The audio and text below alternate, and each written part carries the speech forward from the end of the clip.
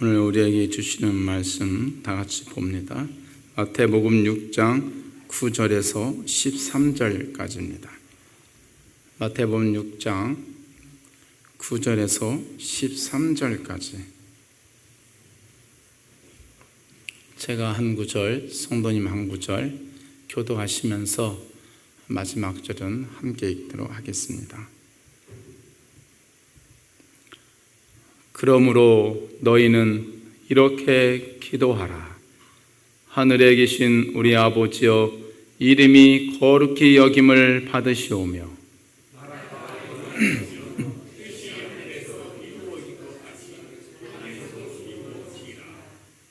오늘 우리에게 일용할 양식을 주시옵고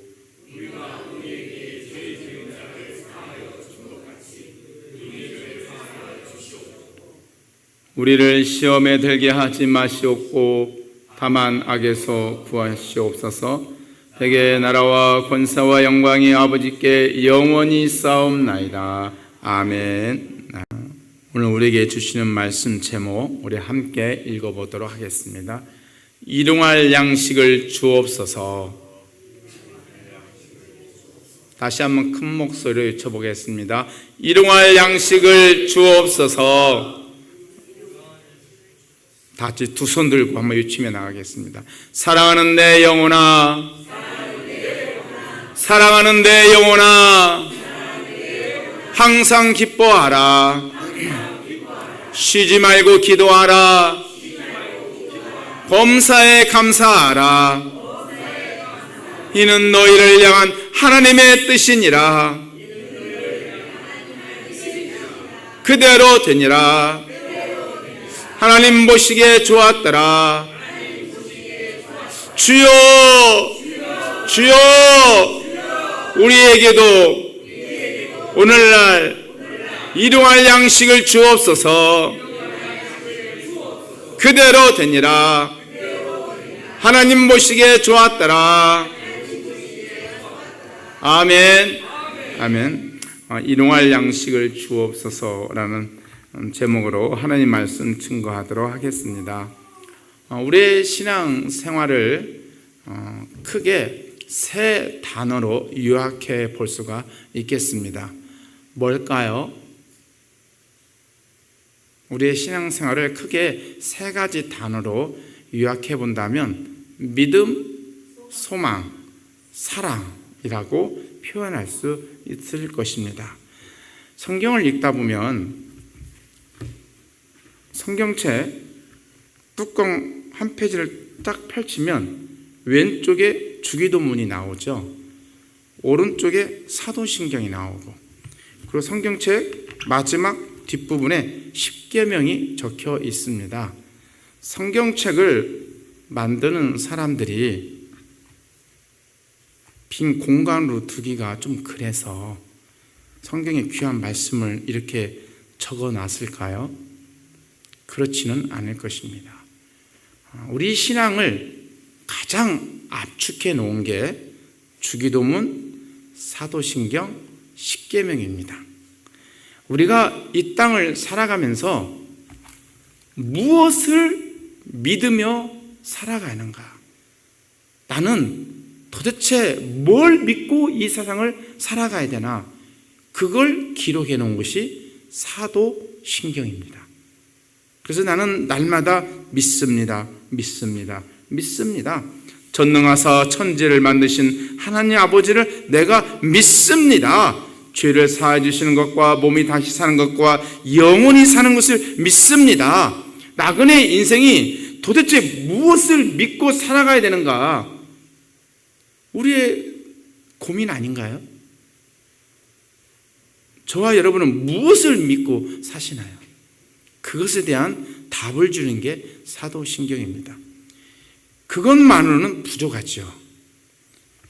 우리는 어떻게 사랑을 해야 되나? 사랑은 온 인류의 테마입니다. 믿는 자나 안 믿는 자나 모든 인생은 이 사랑이라는 문제에 답이 있습니다. 도대체 우리는 이 인생을, 짧은 인생을 누구를 사랑해야 되며 어떻게 사랑해야 되며 도대체 나는 내 마음과 정성과 뜻을 다해서 있는 힘을 다해서 살아야 될 그것이 무엇인가를 보여주고 있는 게 십계명입니다. 그 마지막으로 그럼 주기도문은 무엇을 의미하는가? 내가 이 짧은 인생을 살아가면서 내가 무엇을 꿈꾸며 살아가야 되는가? 꿈이 없는 사람은 살아있는 게 아닙니다. 사람은 죽기 전에, 저 하늘나라 가기 전에 반드시 꿈을 꾸고 삽니다. 소망을 품고 살아가죠. 믿는 자는 어떻게 무슨 꿈을 그리면서 살아가야 되는가? 유대인들에게 물어보면 유대인들 중학생들, 고등학생들한테 너희들 꿈이 뭐니? 라고 물어보면 그들은 이렇게 대답합니다. 저희는요 얼른 결혼해서 아이를 많이 낳는 거예요. 이게 유대인들, 중학생들, 고등학생들의 꿈입니다. 대한민국 중고등학생들에게 너희들의 꿈이 뭐니? 물론 수포자도 있지만 꿈 있는 자들에게 물어보면 스카이, 좋은 대학, 좋은 직장, 명문학교, 성공하는 거, 이게 대한민국 학생들의 꿈이죠. 믿는 자들은 어떤 꿈을 꾸고 살아야 되는가? 이게 바로 주기도문입니다. 예수님이 이 땅에 오셨을 때 여러분도 꿈이 있듯이 예수님도 꿈이 있었어요. 예수님이 하늘에서 이 땅에 내려오셨을 때 무슨 꿈을 가지고 이 땅에 내려오셨을까요? 우리는 제일 먼저 이렇게 생각하죠. 우리의 죄를 사해 주시기 위하여, 십자가에 못 박혀 죽기 위하여 예수님이 이 땅에 내려오셨다고. 예, 맞습니다. 그 말이 틀린 말은 아니에요. 예수, 자기 백성을 저희 죄에서 구원할 자. 그렇기 때문에 예수님이 이 땅에 오신 목적을 우리의 죄 사함을 위해서 십자가에 못 박히시기 위하여 이 땅에 내려오셨다라고 말을 해도 틀린 말은 아닙니다. 맞다고 해도 저도 괜찮습니다. 그러나 조금은 부족하지요. 성경에 창세기부터 요한계시록까지 오직 죄 사함에 관한 이야기만 있나요? 그렇지는 않지요. 오늘 주기도문에도 보면 우리에게 일용할 양식을 주시옵소서. 그 죄사함하고 아무런 관련 없잖아요. 예수님이 이 땅에 오신 유일한 꿈, 유일한 목적, 그것은 하나님의 나라입니다. 하나님의 나라를 이 땅에 보여주기 위해서, 완성시키기 위해서 예수님이 이 땅에 오신 것이죠. 그 하나님의 나라를 이루기 위해서 예수님은 그 하나님 나라의 왕이 되기 위해서 십자가에 못 박혀 죽으셔야만 했던 거예요. 그 하나님 나라의 백성들은 죄가 있으면 안 돼요. 그래서 죄를 사해 주시기 위하여 자기 백성을 죄에서 깨끗하게 하기 위해서 예수님께서 십자가에 못 박혀 죽으신 것입니다. 이 좁은 의미로는 예수님이 십자가에 못 박혀 죽기 위해서 이 땅에 내려오셨지만 더 넓은 의미로는 예수님은 하나님의 나라를 이루기 위해서 이 땅에 오신 것입니다. 그 예수님의 꿈이 오늘 저와 여러분이 읽은 주기도문에 잘 나와 있습니다. 예수님이 왜 이 땅에 오셨는지, 예수님이 꿈꾸시는 하나님 나라는 어떠한 것인지, 그 하나님 나라에 살아가는 백성들은 어떻게 살아야 되는지, 그게 주님이 가르쳐준 이 주기도문에 나와 있습니다. 그렇다면 예수님이 꿈이 나의 꿈이 되고 그게 우리의 기도 제목이라면 우리는 주님이 가르쳐 주신 이 주기도문을 한번 자세히 현미경처럼 들여다볼 필요가 있겠습니다. 이 주기도문을 가만히 보면 크게 두 가지로 나뉘어집니다. 포커스가 하나는 하나님께, 하나는 사람에게, 이렇게 두 파트로 이렇게 나눠져 있어요. 마치 십계명도 4개는 하나님께, 나머지는 인간에게 이렇게 구분되어 있듯이 사랑도 하나님과 이웃사랑, 기도도 하나님을 위한 기도, 이웃을 위한 기도, 이게 두 개로 나뉘어져 있는 것을 우리는 볼 수가 있죠. 주기도문 앞부분에는 하나님의 이름을 높여드리고 하나님의 나라가 이 땅에 임할 수 있도록 나의 뜻이 아닌 하나님의 뜻이 이루어지게 해달라고 기도하고 난 연후에 그 다음에 이어지는 기도가 오늘 제목입니다. 일용할 양식을 주옵소서. 일용할 양식을 주옵소서. 이 기도 제목을 읽다 보면 한 가지 의문이 들지 않습니까? 주기도문을 알려주시기 전에 예수님은 5장 8절에서 뭐라고 말씀하시냐면 너희에게 있어야 할 것을 하나님 너희 아버지께서 아시느니라. 근데 왜 일용할 양식을 달라고 기도하나요? 우리에게 있어야 할 것을 아신다는 거예요. 여러분의 한 달 월급이 얼마가 필요한지, 여러분의 자녀 교육을 시키기 위해서는 한 달에 어느 정도의 비용이 드는지, 여러분이 노후에 여러분의 좀 체면도, 여러분의 품위 유지비도 얼마가 되는지 예수님은 다 아신다는 거예요. 근데 왜 갑자기 또 주님이 가르쳐 준 이 기도문에 그것도 제일 중심에 일용할 양식을 주옵소서. 좀 이상하지 않나요? 이방인들이나 하는 것처럼 기도하지 말라고 해놓고 중언부언하지 마라. 그거 다 이방인들이 하는 기도니까 그렇게 기도하지 마라. 기도할 때는 말을 많이 하지 마라.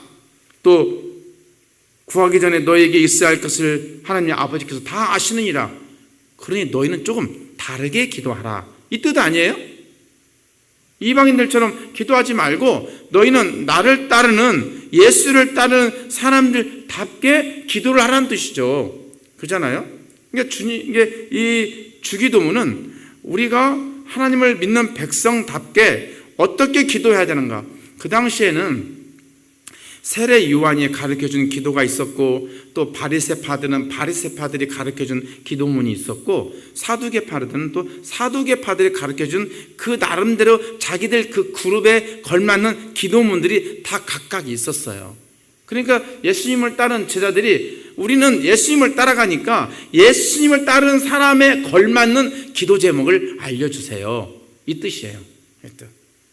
그런데 예수님이 기도를 알려주시는데 좀 남다르죠.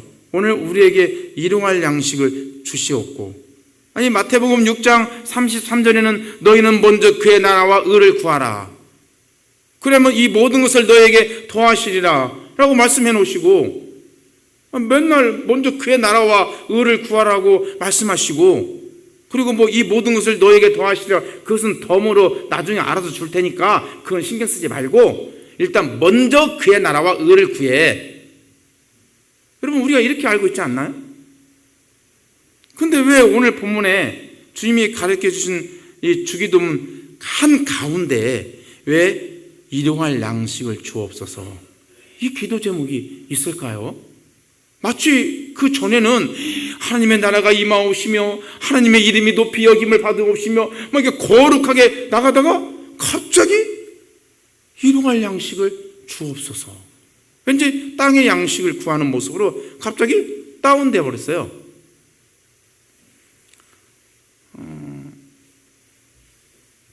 일용할 양식에는 크게 두 가지가 있습니다. 육체의 양식과 영혼의 양식이 있지요. 육체의 양식은 오늘의 양식이라고도 말할 수 있습니다. 여러분이 매일매일 하루 3끼를 먹고 사셔야 되잖아요. 저도 뭐 삼시세끼를 먹는 사람인데 되도록이면 삼시세끼를 안 먹으려고 노력하지요. 그럼에도 불구하고 우리는 끊임없이 하루에 3끼는 먹고 살아야 되는 그런 연약한 인생이기 때문에 늘 매일매일 하나님 앞에 우리의 일용할 양식, 오늘의 양식을 달라고 기도를 합니다. 그게 나쁜 건 아닌 것 같아요. 근데 그 뜻만 그렇게만 해석이 된다면 주님이 자기를 따르는 제자들에게 가르쳐준 이 주기도문이 어딘가가 어색해요. 그렇지 않나요? 그것은 예수님을 안 믿는 사람들도 그렇게 해요. 안 믿는 사람들도 다른 종교에서도 그러지 않을까요? 여러분에게 필요한 오늘의 양식 얼마인가요? 한 달에 여러분의 용돈이 얼마세요? 여러분의 새 식구가 살아가는데 얼마 정도 드세요? 차는 어떤 차를 타고 다니시나요? 20대는 20평의 아파트, 30대는 30평의 아파트, 40대는 40평의 아파트가 필요하지 않나요? 그런 일할 양식들이 다 우리에게 있어야 될 줄 하나님은 다 아세요. 다 아세요. 그래서 사실 이 오늘의 양식, 일용할 양식을 우리가 구하는 게 사실은 부끄러운 일은 아니에요. 왜냐하면 여러분 잠언 30장 아굴의 기도를 여러분이 기억하실 것입니다. 아굴의 기도, 잠언 30장 9절에서 10절 말씀. 그 지혜자가 하느님 앞에 이렇게 기도를 하지요. 곧 헛된 것과 거짓말을 내게서 멀리 하옵시며 나를 가난하게도 마옵시고 부하게도 마옵시고 오직 필요한 양식으로 나를 먹이시옵소서. 혹 내가 배불러서 하나님을 모른다 여호와가 누구냐 할까 하오며 혹 내가 가난하여 도둑질하고 내 하나님의 이름을 욕되게 할까 두려워하니이다. 우리가 날마다 하나님 앞에 필요한 양식을 달라고 기도해야 된다는 거예요. 나로 하여금 가난하게도 마옵시고 나로 하여금 부하게도 하지 마옵소서. 왜냐하면 내가 너무 가난하면 남의 것을 도둑질한다는 거예요. 나는 하나님의 이름을 욕되게 하고 싶지 않은데 사람이 나쁜가요? 돈이 나쁘지. 그 사람이 아무리 착해도요, 돈이 없으면요 사람 구실하기가 쉽지가 않아요. 사람 구실하기가. 제가 이 목회자의 길을 가면서 가장 힘들었던 게 이 사람 구실을 못해요. 사례비를 못 받으니까. 여기 옥회교에 와서야 사례비 받았네요. 사례비를 받지 못하니까 온 생각을 다 해요. 온 생각을. 주식을 투자해볼까? 코인을 사볼까? 돈이 있어야 사람 구실을 하죠. 그러니까 이 수천 년 전에 이 지혜자로 불렸던 아구리한 사람이 솔직하게 기도하는 거예요. 나는 너무 가난하면 하나님 도둑질 할 수밖에 없습니다. 그러면 하나님의 이름이 욕되잖아요.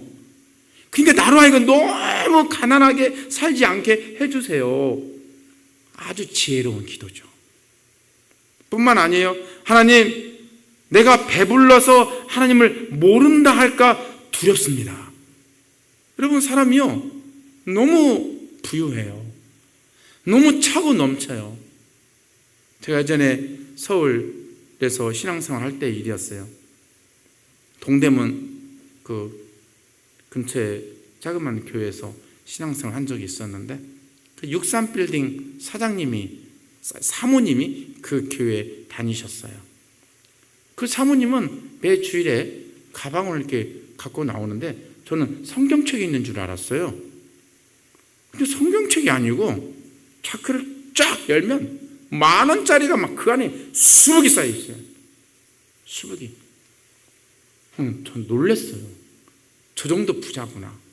그리고 뭐 가난한 사람들, 배고픈 사람들 다 나눠줘요. 다 나눠줘요. 장학금도 많이 주고. 참 좋더라고요. 그 교회 대학생들을, 청년들은 다 장학금 받고 다녔어요. 근데 사람이 너무 배가 부르잖아요. 그러면요 내 배가 하나님이야. 배가. 사람은 그렇게 흐르게 되어 있어요. 배가 부른 건 괜찮아요. 사람이 풍족하게 사는 건 나쁜 게 아닌 거예요. 그런데 사람은 배가 너무 부르면 하나님이 어디 있어? 하나님이 어디 있어? 다 자기 믿고 사는 거지 뭐. 그동안 모아놓은 돈 연금으로 저축해놓고 연금 갖고 사는 거지. 하나님이 어디 있어? 응? 그런 자리까지 나도 모르게 가요. 나도 모르게. 이게 이 수천 년 전에 지혜자였던 이 아굴이 자기의 속에 있는 속물 근성을 적나라하게 고백하는 거예요. 여러분, 기도하실 때는요, 눈치 보지 마세요. 옆에 있는 사람 기도 소리가 절대 안 들려야 돼요. 오직 내 속에 있는 기도를 남김없이 필터링 하지 마시고 있는 그대로 기도하셔야 돼요. 하나님, 저는 속물이에요. 저는 너무 가난하면요, 남의 거 손에 가요. 나는 너무 배부르면요, 하나님 모른다고 할 사람이에요. 저는 그런 사람이에요, 하나님. 그러니까 나로 하여금 가난하게도 하지 마시고 부유하게도 하지 마시고 적당하게 내 인생을 필요한 양식으로 공급해 주세요. 이게 아주 지혜로운 기도예요. 이게 아주 정직한 기도예요. 기도할 때 정말 오늘 하루 세 끼 어떻게 먹고 살아야 되나? 애들 새 자녀 학교 보내야 되는데 어떻게 해야 되나? 근데 기도할 때는 주여 먼저 그의 나라와 의를 구합니다, 주님. 거짓말하지 마세요. 거짓말. 기도할 때는 내 속에 있는 것들을 솔직하게 얘기를 하는 거예요. 하나님, 저는요 얼굴이 좀 못생겼어요. 저는 좀 얼굴이 예쁜 여자를 만났으면 좋겠어요. 그런 기도는 안 하고 주님, 주님, 말씀을 잘 알고 있는 청년을 저에게 해주세요. 거짓말하지 마세요. 거짓말. 기도할 때는 내 있는 마음을 솔직하게 말하는 거예요. 하나님, 저는 가방끈이 짧아요. 가방끈이 긴 좀 형제를 좀 만났으면 좋겠어요. 그렇게 기도하세요. 그게 지혜로운 거예요. 그게 속마음하고 전혀 다른 기도를 해. 지혜롭지 못해요. 왜? 하나님은 우리의 속마음을 다 꿰뚫어 먹고 있어요. 꿰뚫어 먹고 있어요. 이러할 양식을 주옵소서. 이러할 양식이 없으면 저는 죽어요. 하나님, 내가 아무리 교회를 다니고 내가 아무리 하나님을 믿어도 이러할 양식이 없으면 저는 죽어요. 하나님, 그러니까 저에게 이러할 양식을 주세요 라고 기도하는 건 아주 정직하고 지혜로운 기도예요. 지혜로운 기도예요. 그런데 그렇게만 기도하면 세상 사람들이 바라볼 때 이렇게 생각하지 않겠어요? 너나 나나 똑같다. 그러지 않겠어요? 예수 믿지 않는 사람도 다 그런 기도 하잖아요. 그러니까 오늘 우리에게 일용할 양식을 주옵소서, 이 기도는 뭔가 또 다른 의미가 있다는 거예요. 또 다른 의미가. 단순히 우리가 오늘 하루하루 먹고 살아야 되는 생활에 필요한 양식이 뿐더러 더 나아가서 뭔가 영적인 의미가 따로 있다는 거죠. 어떤 성경에는 이 오늘의 양식, 일용할 양식 책 그 밑에 주석에 이렇게 쓰여져 있어요. 그런 책이 있을 거예요. 여러분 책을 잘 보시면 내일의 양식이라고 쓰여 있어요. 이게 무슨 뜻이죠? 아니, 분명히 오늘의 양식인 줄 알았더니 어떤 성경책에는요 내일의 양식이라고 쓰여 있어요. 내일의 양식을 달라고? 그런 적이 있었죠. 기도할 때 내일의 양식을 달라고 할 때가 있었죠. 언제 했나요? 출애굽기 16장에 나와 광야에서 만나를 먹을 때 6째 날에 오늘의 양식과 내일의 양식을 구하죠. 그러죠? 내일의 양식. 왜냐하면 내일을 왜 내일의 양식을 구했죠? 그때 안식일이니까. 그때는 만나를 주지 않으니까. 7째 날에는 먹을 것을 안 주시니까 6째 날에 내일의 양식을 구했죠. 오늘의 양식과 내일의 양식이 함께 달라고 할 때가 있었어요. 그때가. 근데 내일의 양식을 달라고 할 때는 그 말은 무슨 의미가 있어요? 내일이 존재한다는 거죠. 내일이 존재하기 때문에 내일의 양식을 달라는 뜻이겠고, 내일 안식일이 반드시 있으니까 내일의 양식을 달라는 뜻일 수도 있겠고, 그러겠죠? 일용할 양식을 주옵소서, 이 기도를 우리에게 알려줬다는 이야기는 기도를 하면 일용할 양식을 준다는 약속이 포함되어 있기도 해요. 그 뜻이기도 해요. 예수님이 일용할 양식을 주옵소서 이렇게 기도하라고 할 때는 일용할 양식을 준다는 약속이 그 이면에 깔려 있다는 뜻이죠. 그렇죠? 일용할 양식을 달라고 기도하는데 일용할 양식을 안 줘. 그럼 예수님이 거짓말 하신 거죠. 그렇지 않겠어요? 그래서 이 일용할 양식이라는 말 속에는 오늘의 양식도 있지만 내일의 양식도 포함이 되어 있습니다.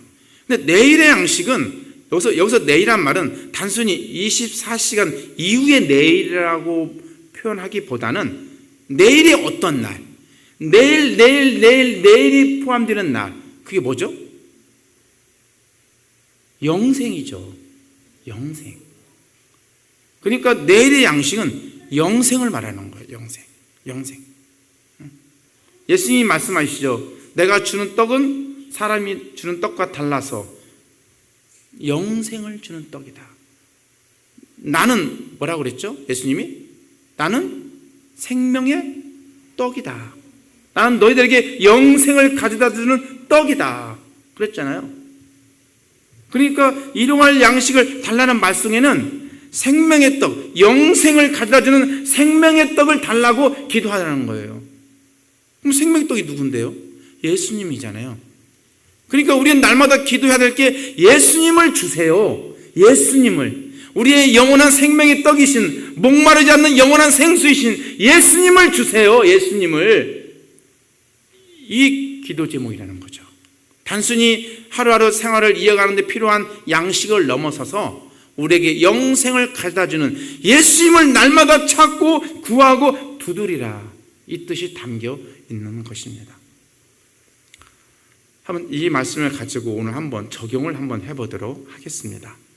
오늘 본문에 보면 일용할 양식을 주시옵고 이렇게 단순하게 기록되어 있지 않고 제 앞에 오늘이라고 되어 있죠. 오늘 우리에게 일용할 양식을 주옵시고, 오늘이라는 말, 일용할 양식을 매일매일 기도하라는 뜻이죠.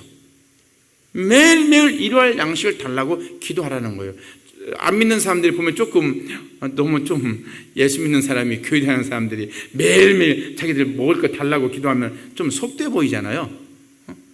뭐 겉모습은 그렇게 보일 수 있겠으나 출애굽기 16장에 나와 있는 하나님이 하늘의 만나를 왜 매일매일 주셨을까요? 그것도 40년 동안 40일이면 갈 수 있는 가나안 땅을 돌고 돌아서 40년을 돌아서 가나안 땅에 도착했잖아요. 왜 돌고 돌아서 40년 동안 매일매일 만나를 먹이면서 그들을 가나안 땅으로 인도했을까요? 만나를 주시는 하나님을 늘 바라보게 하려고. 40년 동안 먹을 때마다 하나님을 생각나게 하려고, 먹을 때마다 하나님만을 의지하면서 살아가게 하려고, 먹을 때마다 하나님의 얼굴을 구하게 하려고, 하나님의 얼굴을 날마다 구하게 하려고. 그래서 너희들은 내가 없이는 살아갈 수 없는 인생이야. 이걸 날마다 깨닫게 해주시려고 그렇게 매일매일 만나를 주셨던 겁니다. 그렇다면 저와 여러분도 그렇게 매일매일 만나를 달라고 기도하셔야 돼요. 기도하셔야 돼요. 그러면서 늘 하나님의 얼굴을 늘 구하셔야 돼요. 하나님의 형상으로 깨어나셔야 돼요. 그래야 여러분과 하나님과의 관계가 아주 친밀해집니다. 두 번째로 오늘 본문에 가만히 보시면 오늘 우리에게 일용할 양식을 주옵소서. 아주 이 부분이 특별합니다. 한번 같이 따라서 해볼까요? 오늘 우리에게. 누구에게요? 우리에게. 나의 일용할 양식을 주옵소서가 아니었어요. 나에게 필요한 일용할 양식이 아니었던 거예요. 우리에게 일용할 양식을 주옵소서. 우리가 제일 첫 번째 기도할 때는 일단 나의 일용할 양식을 놓고 기도하죠. 그 다음에 우리의 가족을 위해서 기도하죠. 우리 가족이 먹고 살만한 것을 주세요. 근데 그렇게 기도는 나와 있지 않아요. 우리라는 개념은 어디까지일까요? 우리라는 개념은 어디까지가 우리일까요? 꽤 넓겠죠. 거기에는 어떤 뜻이 담겨져 있냐면 우리에게 일용할 양식을 주셨어요. 근데 어떤 사람은 많이 주셨어. 그 사람은 자기만 먹고 살으라고 준 게 아니에요. 아니에요. 제가 아까 서두에도 말씀드렸지만 부자로 사는 건 나쁜 것이 아니에요. 풍요롭게 사는 건 나쁜 것이 아니에요. 그러나 부자로 죽는 건 저주예요. 우리에게 일용할 양식을 주옵소서. 이 말 속에는 그게 담겨져 있어요. 죽을 때는 홀가분하게 떠나셔야 돼요. 홀가분하게.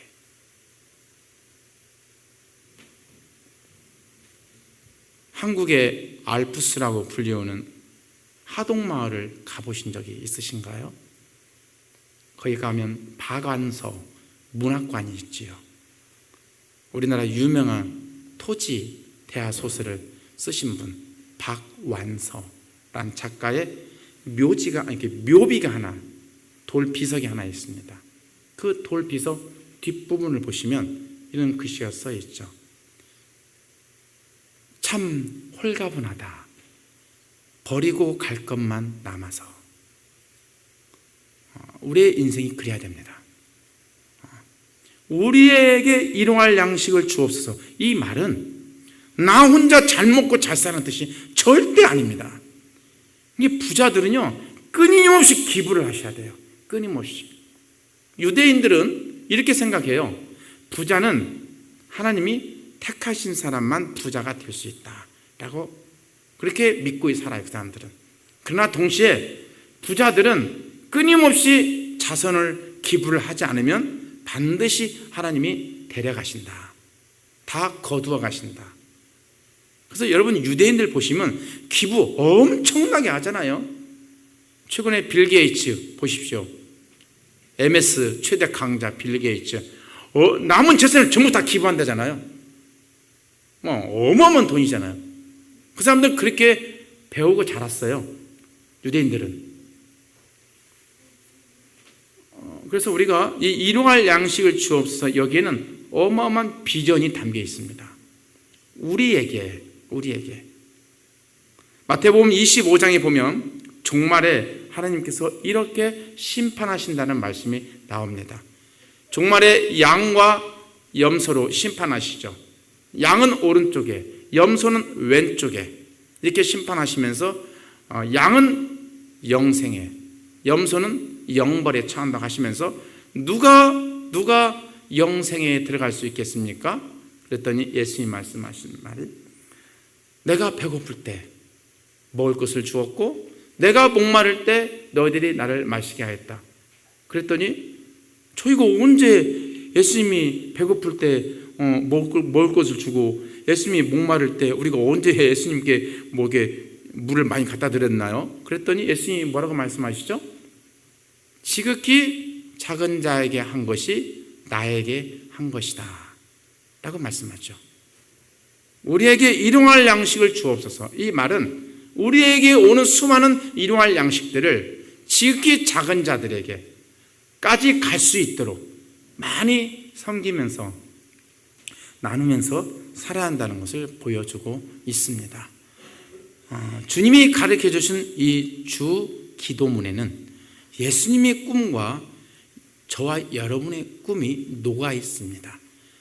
늘 묵상하시면서 한 구절을 아주 세심하게 보십시오. 주문을 외우지 마시고 단어 하나를 꼼꼼히 씹으면서 묵상하시면서 예수님이 꿈꾸셨던 세상은 어떤 세상이었는가를 여러분이 반추하면서 여러분도 나도 이런 세상에서 한번 살아가 봐야 되겠다. 그런 생각을 하시면서 매일매일 주님의 얼굴을 구하는 저와 여러분이 되시길 주님의 이름으로 축복합니다.